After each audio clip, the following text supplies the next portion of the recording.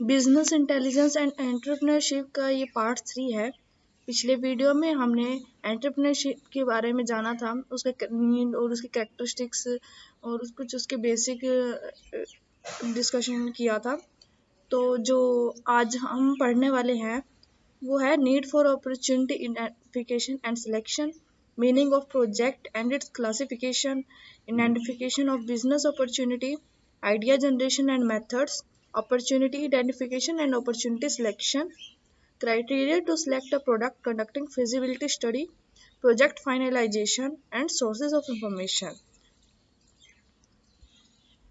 तो हम शुरू करते हैं कि need for opportunity identification and selection भी इसमें है कि जो अपॉर्चुनिटी को हम कैसे आइडेंटिफाई करें और उस अपॉर्चुनिटी को हम कैसे उसकी सिलेक्शन करें, हम कैसे पता लगे कि हमें किस फील्ड में जाना है, हमें किस चीज़ पे वर्क करना है प्रोडक्ट को अपने एंटरप्राइज को एस्टेब्लिश करने के लिए। हम एक बार डेफिनेशन पढ़ लेते हैं, उससे और क्लियर हो जाएगा।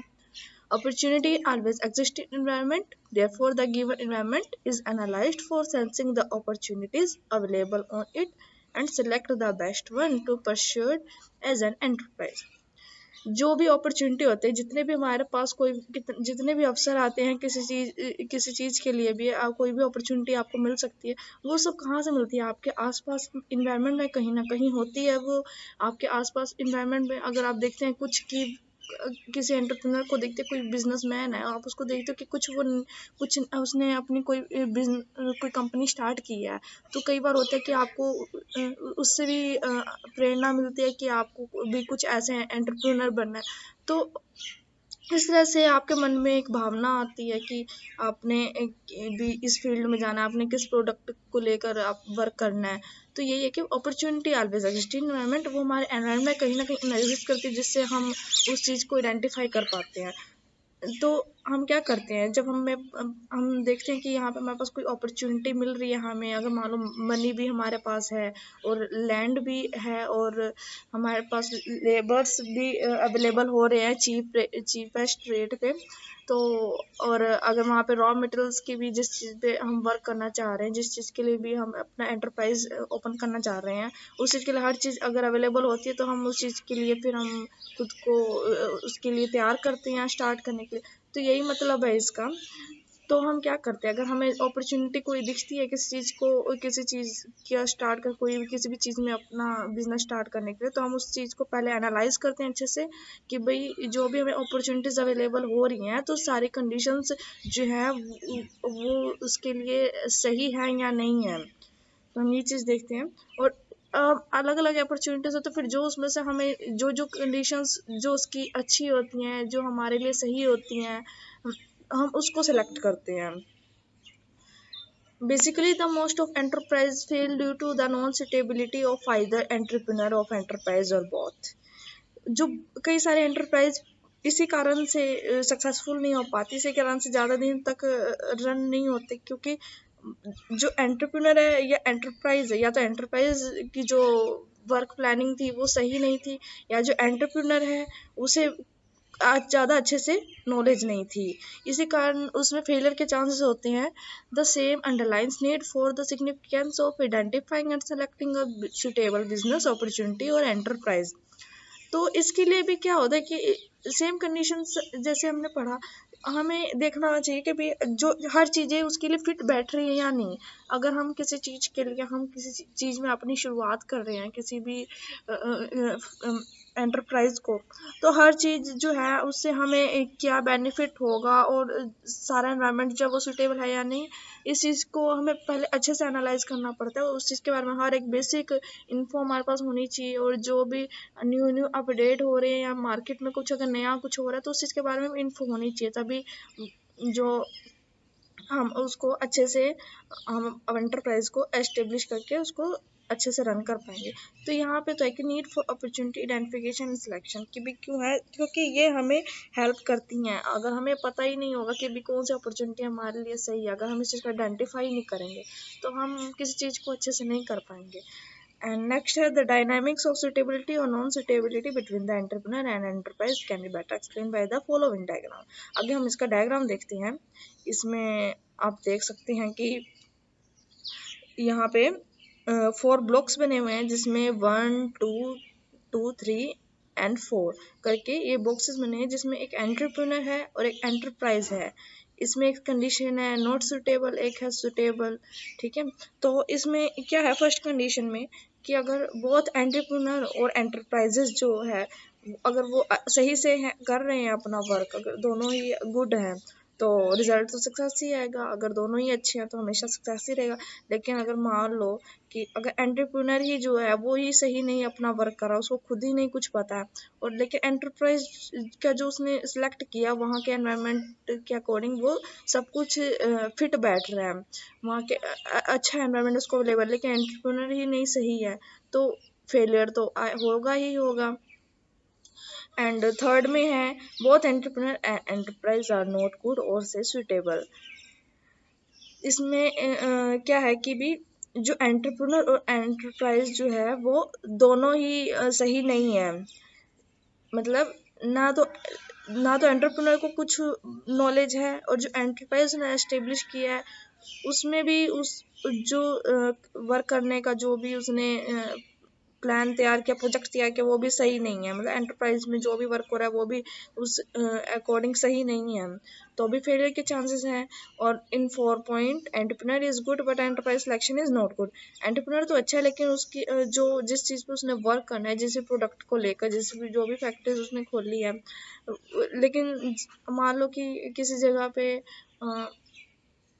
मोटरसाइकिल्स की ज़्यादा डिमांड है, लेकिन अगर आप वहाँ पे आप कार की फैक्ट्री खोलोगे तो फिर वो डिमांड, फिर वहाँ तो फेलियर के चांसेस तो होंगे ही, क्योंकि अगर डिमांड मोटरसाइकिल की है, अगर आप कार खोलोगे तो फेलियर्स तो होगा ही। ये जस्ट एन एग्जांपल था ताकि आपको थोड़ा आइडिया हो जाए। नेक्स्ट है हमारा meaning of project and its classification. हम प्रोजेक्ट को कैसे डिफाइन कर सकते हैं कि project is organised unit dedicated to attainment of goal. Project जो होता है हम उसमें छोटी छोटी चीज़ों का हम ध्यान रखते हैं, ऑर्गेनाइज करते हैं उसको इस तरह से, छोटी छोटी हम उसके कुछ ऐसे पहलू तैयार करते हैं ताकि हम अपने गोल को अचीव कर पाए। मतलब जो हम जिस चीज़ पे वर्क करना चाह रहे हैं, जिस चीज़ के लिए हम अपना एंटरप्राइज इस्टेब्लिश करना चाह रहे हैं, उसके लिए सारा प्लान तैयार करना, उसके लिए सारा कुछ शेड्यूल तैयार करना, तो छोटी छोटी चीज़ों का ध्यान रखा जाता है जब भी हम कोई प्रोजेक्ट तैयार करते हैं किसी भी अपने एंटरप्राइज के एस्टेब्लिश करने के गोल को अचीव करने के लिए या किसी भी चीज़ के लिए, तो हम उसके लिए पहले एक प्रोजेक्ट तैयार करते हैं। The successful completion of development a project on time within a budget in conformance with predetermined program specification means कि अगर कोई भी project at on A time, अगर एक फिक्स टाइम में अगर वो कंप्लीट कर पाते हैं, हम जो भी हमने अपना जो भी रखा होता है कि एक जो भी हमारे उसके अंदर प्लान्स होते हैं, अगर वो फिक्स टाइम में गिवन टाइम में अगर वो कंप्लीट कर पाते हैं, या हमारा जो प्रोजेक्ट है वो पूरी तरह बन जाता है, सक्सेसफुल हो जाता है, और या फिर हम ये कह सकते हैं कि अगर जो बजट हमने जो बजट सोचा था, अगर वो उतने ही बजट में हमारा सब कुछ वो सब कुछ तैयार हो रहा है, और जो भी उसकी रिक्वायरमेंट्स है अगर वो सब चीज़ें हमें इजीली अवेलेबल हो रही है, जितना हमने एज्यूम किया था अगर उतने में ही सब कुछ इजीली हम अवेलेबल हो रहा है और हम सही से इस्टेब्लिश करने में इसका यूज़ कर पा रहे हैं, तो मतलब कि वो सक्सेसफुल कंप्लीशन है वो किसी भी प्रोजेक्ट का या एंटरप्राइज को करने में। लेकिन अगर मान लो जितनी हमने कॉस्ट एस्टिमेट की थी अगर उससे ज़्यादा का खर्चा आ रहा है या प्रोजेक्ट भी फिर सही से टाइम पे कंप्लीट नहीं हुआ, ये मतलब कहीं ना कहीं फिर इसकी डिसएडवांटेज है कि हमने सही से उस चीज़ को एंटरप्राइज एस्टेब्लिश करने में हम सक्सेसफुल नहीं हो पाएंगे। तो यही मतलब इसका project can be differ in size, nature of objectives, time duration and complexity. Project जो है वो डिफरेंट डिफरेंट एंटरप्राइजेस के लिए डिफरेंट हो सकते हैं, डिपेंड करता है वो एंटरप्राइज जो है वो किस चीज़ पर बेस्ड है, किस प्रोडक्ट को लेकर बेस्ड है। प्रोडक्ट कुछ भी हो सकता है, मान लो आपने क्लोथ शॉप का खोला है, या टेक्सटाइल इंडस्ट्री है कोई, या कोई कार मैन्युफैक्चरर है, कुछ भी हो सकता है। तो उस हिसाब से प्रोजेक्ट का साइज जो होगा, उसका जो भी ऑब्जेक्टिव गोल्स होंगे, या उसका जो टाइम होगा, या जो उसकी कॉम्प्लेक्सिटी होगी, वो उस चीज़ पे डिपेंड करेगी कि वो किस चीज़ पर बेस्ड है। It can be classified as quantifiable and non-quantifiable sectional projects, techno-economic projects. इसके कुछ क्लासिफिकेशन है. क्वान्टिफाइबल ये बेनिफिशियल एंड नॉन बेनिफिशियल, हम इसको ऐसे डिफाइन कर सकते हैं.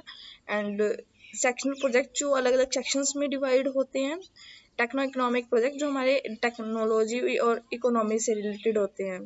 Selection of A project consist, हम इसमें क्या करते हैं, प्रोजेक्ट को आइडेंटिफाई करते हैं. एंड प्रोजेक्ट सिलेक्शन, फिर उसको आइडेंटिफाई करके उस प्रोजेक्ट को सिलेक्ट करते हैं जो हमें सुटेबल लगता है.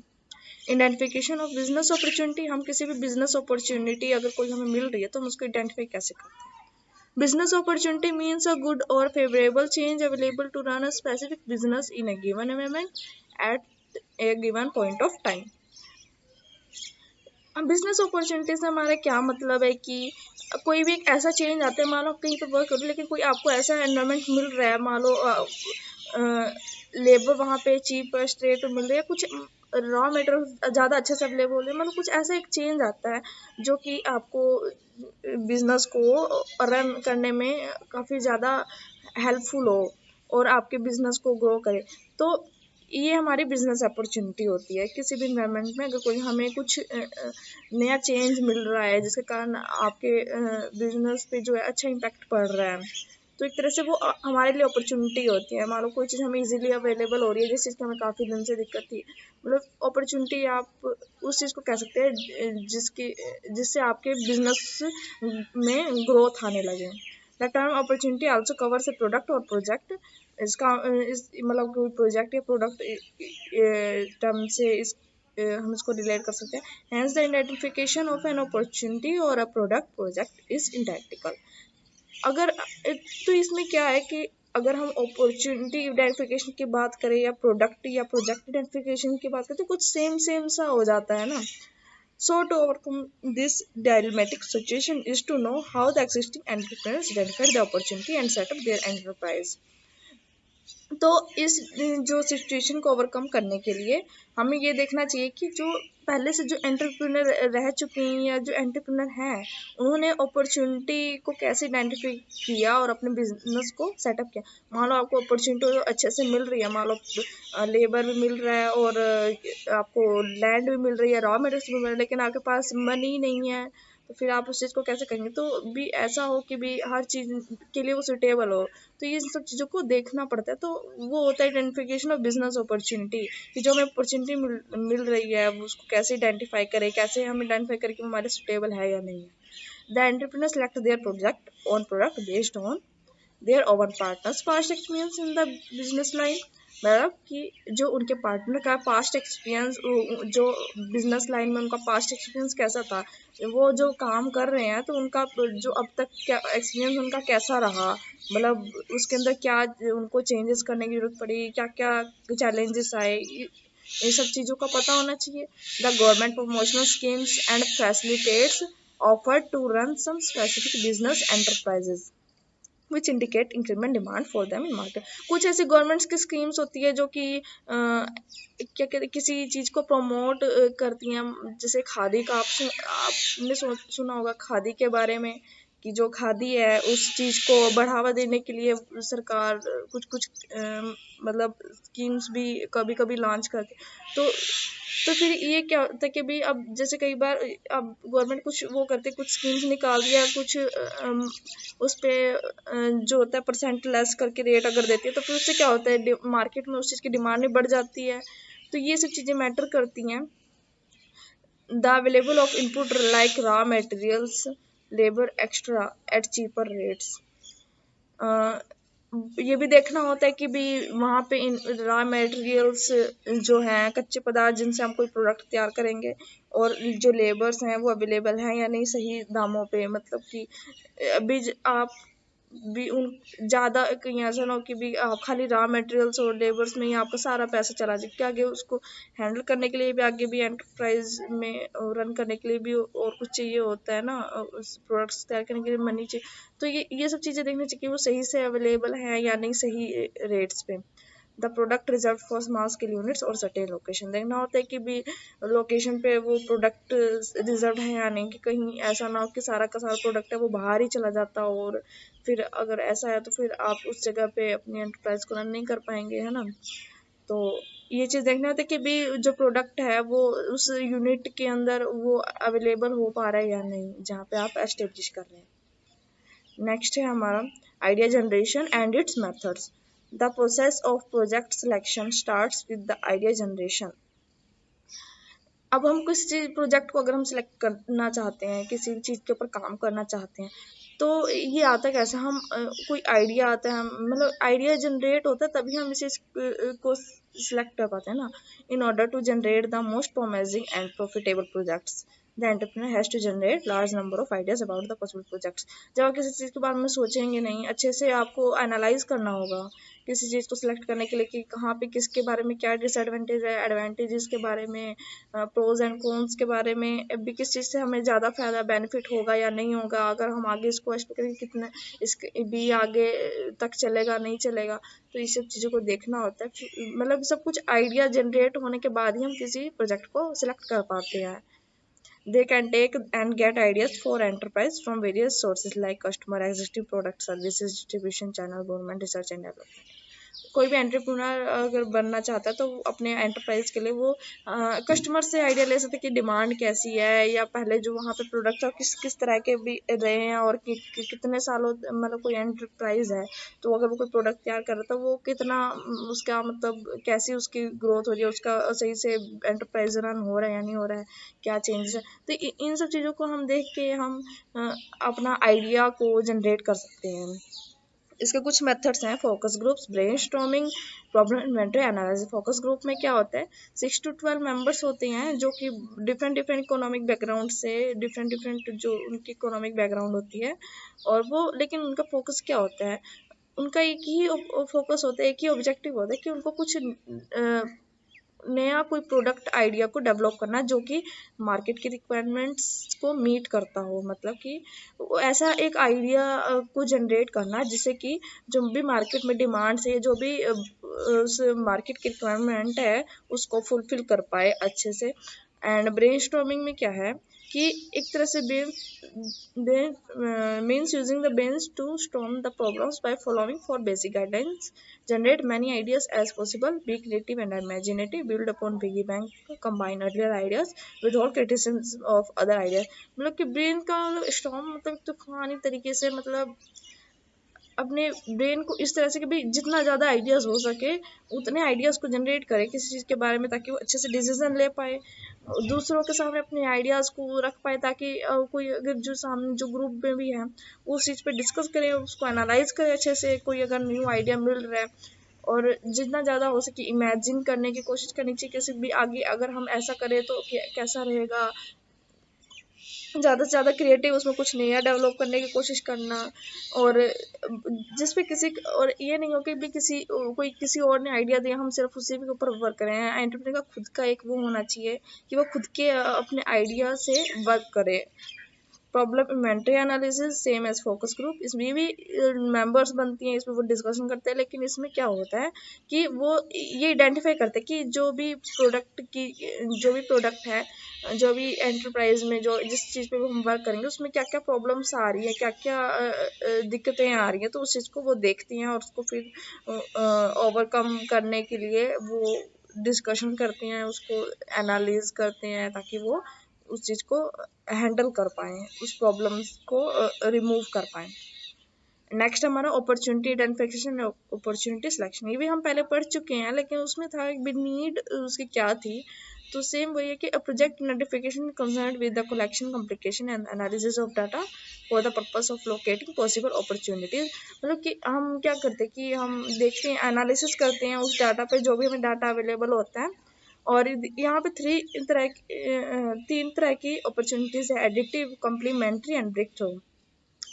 एडिटिव में क्या करते हैं हम कि भी जो हमारे पास पहले से जो भी रिसोर्स अवेलेबल होते हैं उसको हम एनालिसिस करते हैं बिना उसमें कुछ चेंज किए, पहले हम उस चीज़ को एनालाइज करते हैं। और कम्प्लीमेंट्री में क्या है, कुछ हम नया जिससे हमें क्या होता है कि हम कुछ नए नए आइडियाज से इंट्रोड्यूस होते हैं, जो कि जिसमें कोई चेंज होता है, जिसमें मतलब अगर हमें कुछ आइडिया मिला है तो उसमें हम और कुछ चेंजेस क्या कर सकते हैं। बस इसका मतलब यही होता है कि हम नए नए आइडिया से इंट्रोड्यूस होते हैं।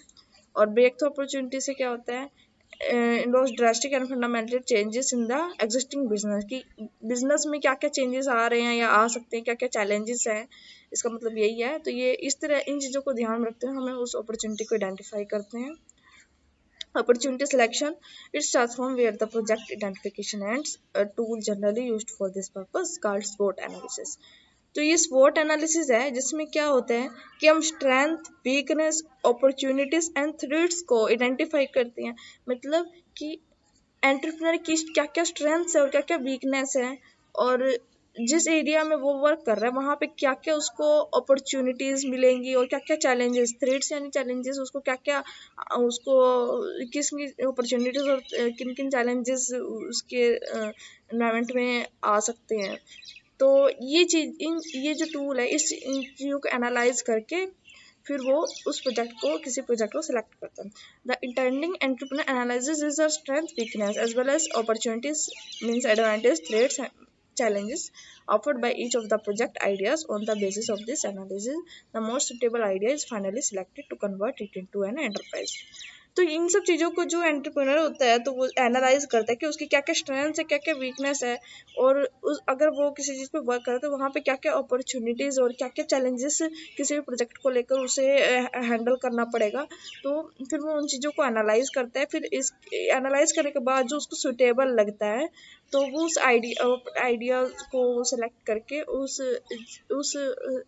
फील्ड से रिलेटेड वो अपना वर्क शुरू कर देता है अपने एंटरप्राइज में। The related aspects also like raw material, market, labor, capital, location, form of ownership, extra has to be evaluated independently and in relation to each other. तो मीन्स मतलब क्या है कि हम सिर्फ इसमें स्वॉट एनालिसिस ही नहीं करते बल्कि इसके साथ ये भी देखते हैं रॉ मटेरियल्स, मार्केट, लेबर और जो कैपिटल है, हमारी जो मनी है और लोकेशन क्या है, इन सब चीज़ों को भी देखते हैं कि कैसा अवेलेबल है और सही है यानी ये चीज़ों को भी हम देखते हैं। और इस this forms a continuous and back for process as shown in figure. तो ये क्या होता है कि इससे हम एक प्रोसेस जो बनती है बैक एंड फोर्थ से हम कहते हैं एक कंटिन्यूस प्रोसेस बनती है।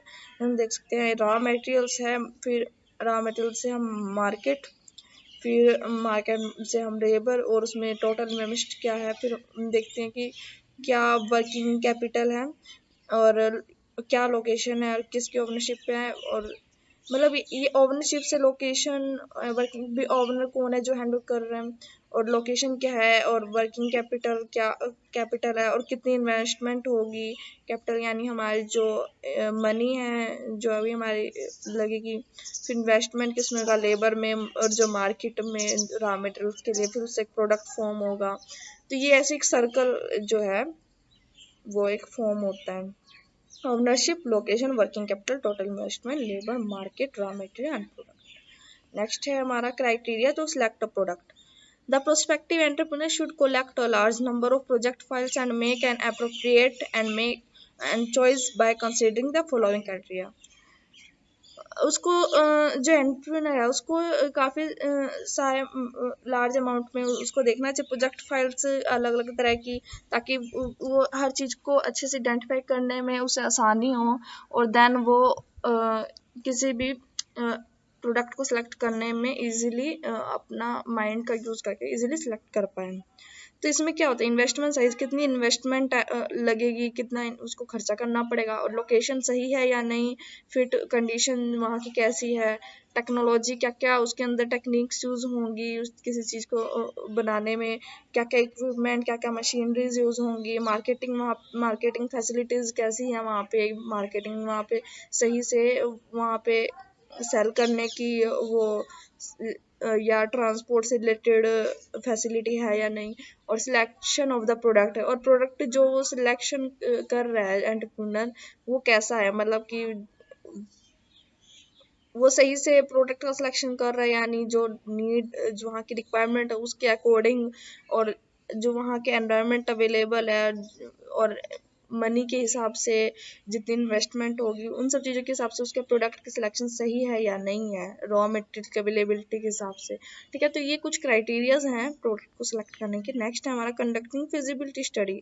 मतलब इसमें फिजिबिलिटी स्टडी हम करेंगे कि भी इसके कुछ हैं market feasibility, technical feasibility, financial feasibility, economic feasibility, ecological feasibility. Means कि वो फिजिबल है या नहीं है, मतलब कि वो सही है या नहीं, मतलब हर तरह से। तो आगे हम देख लेते हैं definition. It is concern market feasibility जो है concern with demand for the product service market share of the product under consideration. ये मतलब कह सकते हैं कि प्रोडक्ट की डिमांड कितनी है, सर्विसेज वहाँ पे कैसी हैं, और मार्केट शेयर प्रोडक्ट के लिए हम इस देखते हैं क्या क्या इसके आगे पॉइंट्स हैं। The kind of information required is supply and consumption level in past and present. हमें ये इंफॉर्मेशन होना चाहिए कि पहले जो सप्लाई, कितनी सप्लाई और कितना कंजम्पशन लेवल है उस मार्केट में अब चल रहा है या पहले था, कितना क्या लेवल था, और वहाँ उस प्रोडक्ट की क्या कॉस्ट है, और क्या कैसा कंपटीशन है वहाँ पे, इलास्टिसिटी ऑफ डिमांड, डिमांड कैसी है, और कंज्यूमर का बिहेवियर कैसा है वहाँ पे, और distribution channel and marketing policy, वहाँ की क्या कुछ पॉलिसीज हैं। तो ये सारी चीज़ें मार्केट फिजिबिलिटी को डिफाइन करती हैं। टेक्निकल फिजिबिलिटी में क्या है, availability of raw materials, power and other inputs been established. वहाँ पे अवेलेबिलिटी कैसे, रॉ मटेरियल्स किसी प्रोडक्ट को तैयार करने के लिए क्या क्या पावर यूनिट्स चाहिए, क्या क्या इनपुट, क्या क्या सोर्सेज चाहिए डेवलप करने के लिए। तो देखना पड़ता है कि क्या इक्विपमेंट और मशीन्स सही हैं जो भी हमने प्रोडक्ट को तैयार करने के लिए हैं, या जो टेक्नोलॉजी हम यूज़ कर रहे हैं वो जो भी एम्प्लॉय के लिए वो सही है, या सोशल पॉइंट ऑफ व्यू से, मतलब जो टेक्नोलॉजी है किसी को हार्म तो नहीं कर रही है जिस तरह से वो एस्टेब्लिश कर रहे हैं। है work schedules been drawn up realistically, जो उनका वर्किंग शेड्यूल्स है एम्प्लॉयज़ का वो सही है या नहीं, मतलब फिक्स टाइम होता है तो उस चीज़ में वर्क हो रहा है या नहीं। फाइनेंशियली फिजिबिलिटी किस इसमें मीन्स क्या है कि this helps to ascertain whether the project will be financially viable and in whether proposed project will satisfy the return expectation of those who provide the capital। मतलब कि जो भी हमें जो भी हम इन्वेस्टमेंट कर रहे हैं तो उससे हमें कुछ प्रॉफिट हो रहा है या नहीं है। जो भी प्रोजेक्ट हमने लॉन्च किया है या जो भी एंटरप्राइज हमने रन कर रहे हैं, तो मतलब ऐसा तो नहीं कि हमें ज़्यादा दिक्कतों का सामना करना पड़ रहा है। मतलब ये है कि भी हम सही से जो भी हम इन्वेस्टमेंट कर रहे हैं तो उसका सही से हमें बेनिफिट हो, प्रॉफिट हो। Economic feasibility, social cost benefit analysis, इसको हम सोशल कॉस्ट बेनिफिट एनालिसिस भी कहते हैं। इसके जो क्राइटेरियाज हैं, what are the direct economic benefits and the cost of project measure in terms of efficiency. भी अगर यहाँ पे क्या ऐसे सोर्सेज है जैसे हमें डायरेक्टली इकोनॉमिक बेनिफिट्स हों, और what would be the impact of project on the distribution of the income in society. अगर हम सोसाइटी में अगर अपने इनकम को डिस्ट्रीब्यूट करिए, जो लेबर्स हैं या कुछ कुछ अगर हम अपना इनकम को स्पेंड भी करते भी हैं, तो इस पे प्रोजेक्ट पे क्या क्या मतलब इस पे कुछ चेंजेस या कुछ दिक्कत तो नहीं आ रहा, मतलब क्या इम्पैक्ट पड़ रहा है, क्या प्रभाव पड़ रहा है, मतलब कोई उस पर कोई चेंज तो नहीं आ रहा है। मतलब ये सब चीज़ों को हम एनालिसिस करते थे, हमारी कहलाती है इकोनॉमिक फिजिबिलिटी। इकोलॉजिक फिजिबिलिटी में क्या करते हैं हम, it should be done for the projects which have significant ecological implications like power plant, irrigation schemes and for environment polluting industries like drug, chemical extra. इसमें क्या होता है, ये हम जो फिजिबिलिटी है उन प्रोजेक्ट्स के लिए करते हैं जिसमें कुछ इकोलॉजिकल, हमारी इकोनॉमी, जो हमारा एनवायरनमेंट है उससे पे कोई प्रभाव पड़ता। जैसे हम पावर प्लांट लगाते हैं, कोई इरिगेशन स्कीम्स होती हैं, या कुछ इनवायरमेंट पोल्यूटिंग इंडस्ट्रीज होती हैं जैसे ड्रग्स की होगी, केमिकल्स की होगी। तो इस चीज़ के लिए हम करते हैं। तो हम देखते हैं कि इसमें क्या होता है, what is likely damage caused by the project to the environment। मतलब जो यहाँ पे जो क्राइटेरियाज है ये देखना होता है कि भाई इससे क्या इन्वायरमेंट पर क्या डैमेज हो रहा है, इन्वायरमेंट पर क्या असर हो रहा है, and what is the cost of restoration measure required to ensure that damage to the environment is contain within acceptable limits. और जो डैमेज अगर होता है तो उसको वापस उसको सही करने में, रिस्टोर करने में क्या कॉस्ट लगती है, और वो क्या वापस सही में उस चीज़ रिस्टोर हो पाएगा। मतलब कि अगर हम कोई चीज़ हार्म करें तो क्या वो वापस उसको हम क्योर कर सकते हैं। ऐसा तो नहीं कि अगर वो डैमेज हो जाए तो उसके बाद वो वापस उस चीज़ को हम सही ना कर पाए। अब जैसे फैक्ट्रीज हम लगाते हैं तो वो क्या होता है कि भी जो पानी होता है गंदा, वो हम नदियों में बहा देते हैं, जो भी वेस्ट होता है। तो ये सब चीज़ें फैक्ट इम्पोर्टेंट है कि हमें देखना चाहिए कि इससे कोई हमारे एनवायरनमेंट पे कोई बुरा वो असर ना पड़े। इन सब चीज़ों को ध्यान में रखना चाहिए। प्रोजेक्ट फाइनलाइजेशन, तो इसमें क्या होता है कि प्रोजेक्ट को फाइनलाइज करना, हम देख लेते हैं, it is the responsibility of entrepreneur to develop a detailed execution plan which includes all essential factors to complete the project. मतलब क्या है कि एंटरप्रेन्योर को ना एक डिटेल प्लान में उस चीज़ को डिफाइन करना होता है जिसमें हर एक फैक्टर्स कंप्लीट कर रहे हो प्रोजेक्ट को। मतलब कुछ ऐसा ना हो कि कोई ऐसी चीज़ कि आप प्रोजेक्ट कंप्लीट कर ले, लेकिन कुछ ऐसे जिसके कारण आप वो अपने एंटरप्राइज के लिए सही से फिर भी प्लानिंग बाकी रह जाए। मतलब प्रोजेक्ट जो भी तैयार कर रहे हैं एंटरप्राइज के लिए वो सही से वेल डिफाइंड हो और जो भी उसकी नीड्स है उसमें अच्छे से उसको प्लान किया गया हो कहीं, and it ensures that the plan proceed as expected and resolve any issue along the way. It will be important to ensure the execution। मतलब ये है कि उसमें कोई इशू तो नहीं आ रहा, अगर कोई इशू आ रहा है तो वो उसको किस तरह से सॉल्व करें, चैलेंजेस क्या हैं उस चीज़ को अच्छे डिफाइन करना चाहिए और एश्योर कर लेना चाहिए कि has a concrete timeline for each steps in the process. एक सही टाइमलाइन हो, जो भी टाइमलाइन में है वो हर एक प्रोसेस में, हर एक कोई भी प्रोसेस हो उसके लिए एक टाइमलाइन हो एंड क्लियर एंड पॉइंट, और एक सही पॉइंट हो, मतलब जिसमें किसी को कोई परेशानी ना हो उस प्रोजेक्ट को, उस प्रोसेस को कंप्लीट करने में। Take into account of other team member input and feedback. और क्या है कि भी अगर हम किसी प्रोजेक्ट पे वर्क कर रहे हैं तो उससे रिलेटेड अगर हम कोई रिजल्ट आ रहा है तो फिर हम दूसरे टीम मेंबर से भी फीडबैक लेते रहें ताकि हमें पता लगे कि कहाँ पे हमें क्या चीज़ इम्प्रूव करने की ज़रूरत है। allows for a privatization process as agreed in principle by the stakeholders। देखना होता है कि भी स्टेक होल्डर भी क्या क्या प्रायोरिटीज़ हैं, कि क्या क्या प्रायोरिटीज़ मतलब डिमांड में है, उस चीज़ पे फिर हमें वर्क करना चाहिए। Is the project plan is realistic and achievable. जो हमने प्रोजेक्ट प्लान तैयार किया है वो क्या वो अचीव किया जा सकता है, वो क्या सारी कंडीशन फिट बैठ रही हैं उसको अचीव करने में। Allows for smooth transition to next stage of the project. और क्या जो हमने प्रोजेक्ट फाइनलाइज हम कर रहे हैं, जो प्रोजेक्ट बना रहे हैं, क्या स्मूथली हम नेक्स्ट स्टेप पे हम आगे जा सकते हैं प्रोजेक्ट के। हम ये चीज़ को देखते हैं, फिर हम जाके हम प्रोजेक्ट को, जब ये चीज़ हमारी पूरी कंप्लीट होती क्राइटेरियाज, देन हम प्रोजेक्ट को फाइनलाइज कर देते हैं। और सोर्सेज ऑफ इंफॉर्मेशन क्या है, library, internet, subscribing to trade paper and magazines, industrial data, membership based organisation, training programmes, employees, other business owners.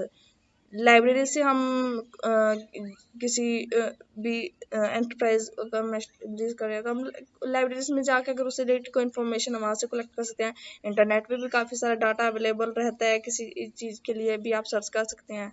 आप किसी इंडस्ट्री के पेपर कोई भी मैगजीन्स को सब्सक्राइब कर सकते हैं। इंडस्ट्रियल डाटा अब किसी का देख सकते हैं कि भी क्या क्या क्या पास्ट एक्सपीरियंस क्या रहा। और मेंबरशिप, आप किसी ऑर्गेनाइजेशन की मेंबरशिप भी ले सकते हैं। ट्रेनिंग प्रोग्राम्स आप ज्वाइन कर सकते हैं, अगर कहीं पे अगर एंटरप्रेन्योरशिप से रिलेटेड कोई अगर ट्रेनिंग प्रोग्राम है। एम्प्लॉयज़ से आप जाके उनके साथ डिस्कशन कर सकते हैं। एंड अदर बिजनेस ओनर्स, आप उनसे भी जाके मिल सकते हैं ताकि उनका एक्सपीरियंस पूछ सकते हैं, उनके बेसिस पे अपना वर्क कंटिन्यू कर सकते हैं।